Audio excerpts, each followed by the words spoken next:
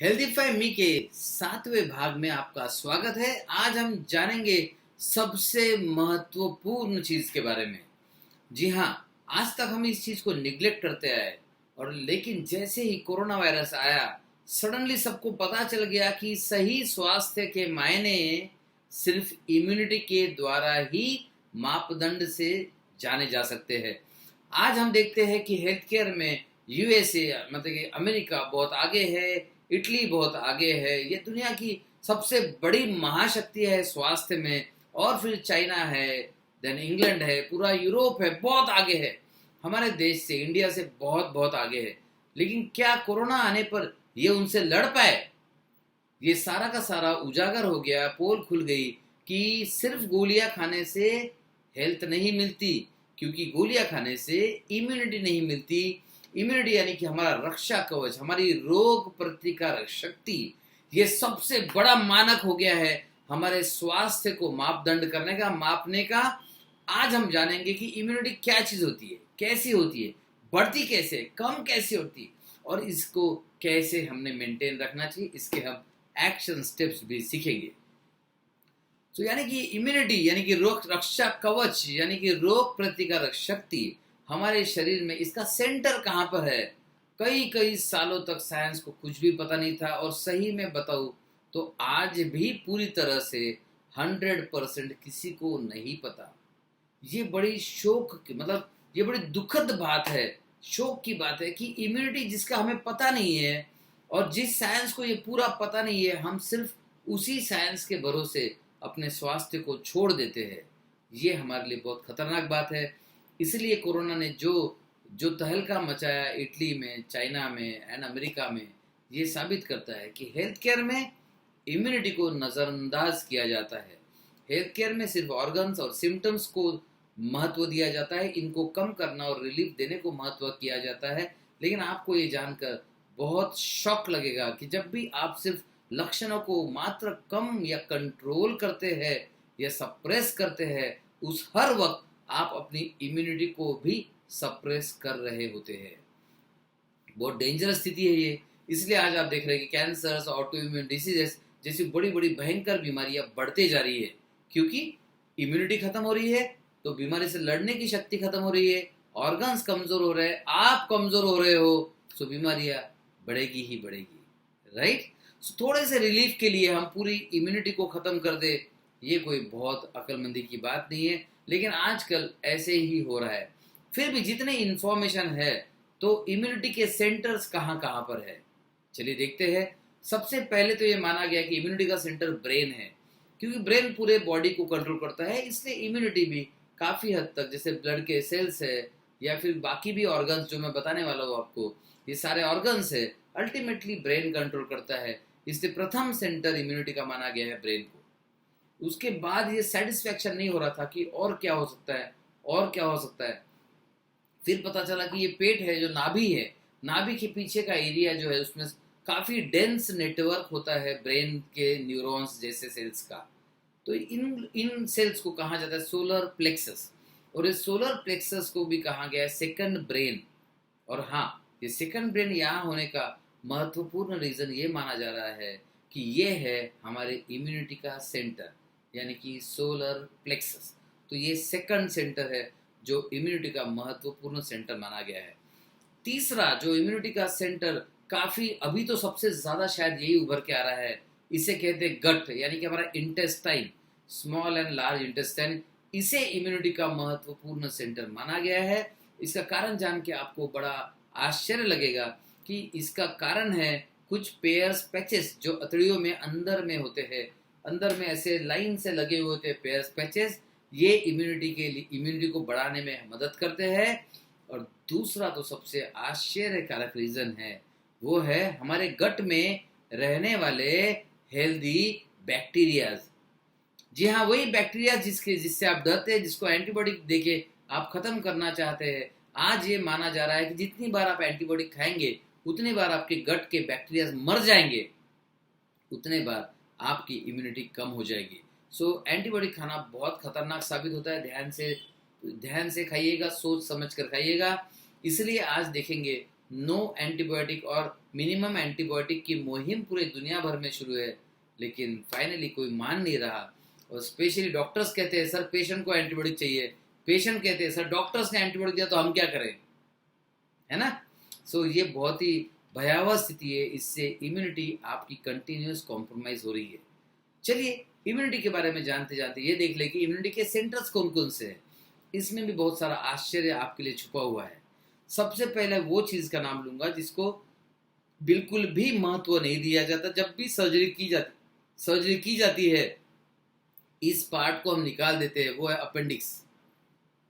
आप जानते होंगे, शायद आपके घर में किसी ना किसी का तो हुआ होगा। अपेंडिक्स का ऑपरेशन सबसे कॉमन ऑपरेशन है और इसलिए किया जाता है, थोड़ा सा भी दर्द हो अपेंडिक्स निकाल दो, दूसरे किसी ऑपरेशन के लिए पेट को खोलना है अपेंडिक्स निकाल दो, किसी भी रीजन के लिए थोड़ा सा भी कुछ दिखता है अपेंडिक्स में प्रॉब्लम, उसे निकाल दिया जाता है। और फिर हम आश्चर्य करते सर सारी बीमारियां बढ़ क्यों रही है।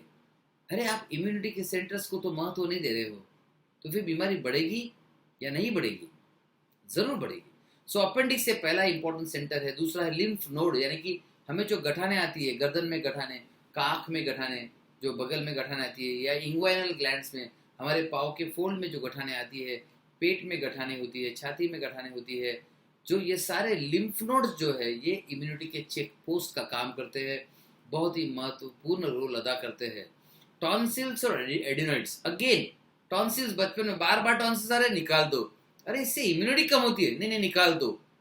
एडिनोइड्स, इसे भी जल्दी से जल्दी निकाल दिया जाता है। एडिनोइड्स आप देखेंगे नाक के पिछले हिस्से में फेरिंग्स के आसपास इनका स्थान होता है, इसे भी जल्दी से जल्दी निकाल दिया जाता है। अगर बढ़ गए एडिनोइड्स निकाल दो, नाक बंद हो रही है एडिनोइड्स बढ़े हैं निकाल दो। ये तरीके बहुत डेंजरस है, आपको पता ही नहीं कि इम्यूनिटी कॉम्प्रोमाइज होने से आपकी इतनी सारी बीमारियां आगे लाइफ में मिलने वाली है, क्योंकि ये जो वेस्टेज समझ रहे हैं ये इम्यूनिटी के सेंटर्स है। मैं फिर से रिपीट करूंगा, ये जो वेस्टेज समझ रहे या समझे जाते थे ये सारे के सारे हमारे इम्यूनिटी के महत्वपूर्ण सेंटर्स है। आगे बढ़ते हुए थाइमस नाम का एक छोटा सा ग्लैंड होता है, वो भी इम्यूनिटी में बहुत महत्वपूर्ण रोल अदा करता है। स्प्लीन यानी कि प्लीहा जिसे कहते हैं, वो भी बहुत इंपॉर्टेंट रोल अदा करता है। लीवर जैसे राइट साइड में होता है स्प्लीन, वैसे ही लेफ्ट साइड में होता है, थोड़ा ज्यादा डीप होता है, लेकिन खैर आपको डॉक्टर तो बनना नहीं है, आपको बेसिक इंफॉर्मेशन चाहिए।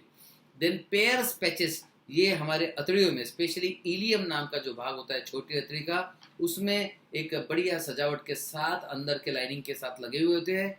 ये हमारे इम्यूनिटी का बहुत महत्वपूर्ण सेंटर है। इसके साथ है बोन मैरो, यानी कि हमारी हड्डी है जिसमें खून बनता है, जहाँ पर खून बनता है वहाँ व्हाइट ब्लड सेल्स बनते हैं, और वहीं पर लिम्फोसाइट्स, मोनोसाइट्स, जितने भी इम्यूनिटी के हमारे बेस्ट सेल्स है सारे के सारे वहीं पर बनते हैं। मोनोसाइट्स, लिम्फोसाइट्स, फैगोसाइट्स, आप जिसका भी नाम लेंगे, ये हमारे सारे इम्यूनिटी के सेंटर्स है। चलिए थोड़ा सा देख लेते हैं कि इम्यूनिटी बढ़ाने वाली चीजें क्या है, स्पेशली खान पान में बढ़ाने वाली चीजें कौन सी है। अच्छा, इसके पहले एक और सेंटर मिस हो गया। जब हमने कहा इम्यूनिटी का सेंटर ब्रेन, सोलर प्लेक्सस, और दूसरा कहा हमने गट इम्यूनिटी, उसके साथ चौथा और सबसे महत्वपूर्ण सेंटर हम मिस कर गए थे, वो है माइंड। जी हाँ, साइको न्यूरो इम्यूनोलॉजी कहती है कि इम्यूनिटी को बढ़ाने का और कम करने का सबसे बड़ा रोल कोई निभाता है, वो है आपका माइंड। आप सोचिए, जब आप सैड है, नर्वस है, उदास है, डिप्रेस्ड है, आपकी इम्यूनिटी कैसे रहेगी। और जब आप एकदम खुश है, बहुत हैप्पी है, बहुत एक्साइटेड है, तब आपकी इम्यूनिटी कैसे रहेगी। आप डिफरेंस समझ चुके होंगे। सो माइंड सबसे बड़ा रोल अदा करता है इम्यूनिटी में। So mind is the most important centre of immunity. लेकिन हम ये जानते हैं कि खान पान से भी इम्यूनिटी का कंट्रोल होता है, या खान पान से भी इम्यूनिटी कम या ज़्यादा हो सकती है। जैसे मैंने एक इस पर स्पेसिफिकली वीडियो बनाया है, आप यूट्यूब पर जाते हैं, फूड एंड इम्यूनिटी टाइप करते हैं, डॉक्टर रवि वैराग टाइप करते हैं, आपको वो वीडियो ज़रूर मिल जाएगा। लेकिन आज कुछ इंपॉर्टेंट चीज़ें मैं बताना चाहूँगा। सिट्रस फ्रूट्स, यानी कि जो खट्टे, थोड़ा सा खटाई वाले जो फल फ्रूट्स होते हैं, ये बहुत इंपॉर्टेंट होते हैं। यानी कि ऑरेंज हो गया, नींबू हो गया, ये इंपॉर्टेंट चीज़ें हैं इम्यूनिटी बढ़ाने के लिए। ग्रीन वेजिटेबल्स बहुत ज़रूरी है। आपको तो अभी ये पता चल गया होगा इम्यूनिटी के दरमियान की अदरक, देन गार्लिक यानी कि लहसुन, हल्दी, ये सब इम्यूनिटी बढ़ाने के लिए कारगर है। साथ में पंपकिन की सीड्स, यानी कि जो सीड्स हम वेस्टेज करके फेंकते हैं। देखिए, जहाँ जहाँ इम्यूनिटी की बात आती है वो चीज़ें जो हम वेस्टेज करके फेंकते थे, वही इम्यूनिटी के सबसे बड़े मतलब सबसे स्ट्रांग बनाने वाली चीज़ें हैं। साथ में व्हीट ग्रास, जो गेहूं का ज्वार आता है, वो भी इम्यूनिटी बढ़ाता है। साथ में जो बेरीज होते हैं, स्ट्रॉबेरीज पकड़ लीजिए, इवन स्ट्रॉबेरीज नहीं बट छोटी जो बेरीज है जिसे हम बेर कहते हैं, वो भी हमारी इम्यूनिटी बढ़ाते हैं। कभी महत्व नहीं दिया होगा, है ना, इस तरह से अब महत्व दीजिए। सो इम्यूनिटी बढ़ाने वाली खाने के अलावा कौन सी चीज़ें हैं, ये आपके एक्शन स्टेप भी है, आपको आज से इसका इस्तेमाल करना चाहिए। एक्सरसाइज कीजिए, खुली हवा में एक्सरसाइज इम्यूनिटी को बढ़ाती है। सनलाइट बहुत इंपॉर्टेंट है। सनलाइट स्पेशली मॉर्निंग का जो जो बहुत ही प्यारा और कुनकुना सा सनलाइट होता है, बढ़िया सा, वो बहुत ज़रूरी है इम्यूनिटी बढ़ाने के लिए। साथ में रिलैक्स रहना, स्ट्रेस से फ्री रहना, माइंड को शांत रखना, काम रखना, ये भी आपकी इम्यूनिटी को बढ़ाता है। इसी के विरुद्ध माइंड में गुस्सा, नफरत या जेलसी पालना आपकी इम्यूनिटी को कम करता है। चिड़चिड़ापन भी आपकी इम्यूनिटी को कम करता है। शॉवर, स्पेशली ठंडा और गर्म शॉवर आप ऑल्टरनेट अगर कर सके तो ये आपकी इम्यूनिटी के लिए बहुत बेहतरीन होता है, ज़रूर इस्तेमाल कीजिएगा। Balanced food, balanced diet again immunity को बढ़ाता है। ज़्यादा से ज़्यादा पानी पीना चाहिए। पानी पीने से हमारे शरीर के 70 से 80 से प्रतिशत से ज़्यादा भाग पानी है, फ्लूइड है, तो हमारी इम्यूनिटी इससे भी बढ़ती है। साथ में सिर्फ गोलियां मत खाइए, हेल्थ और वेलनेस पर ध्यान दीजिए। हेल्थ और वेलनेस पर ध्यान देंगे तो इम्यूनिटी बढ़ेगी। सिर्फ गोलियों पर और बीमारी पर ध्यान देंगे तो इम्यूनिटी आपकी कम होगी। ये बिल्कुल याद रखिएगा, बिल्कुल मत भूलिएगा। ये सबसे इम्पॉर्टेंट मैसेज रहेगा इम्यूनिटी बढ़ाने के लिए। सो अगर अच्छी हेल्थ चाहिए, सिर्फ गोलियों की चिंता मत कीजिए। अच्छी हेल्थ चाहिए तो आपकी इम्यूनिटी की चिंता कीजिए।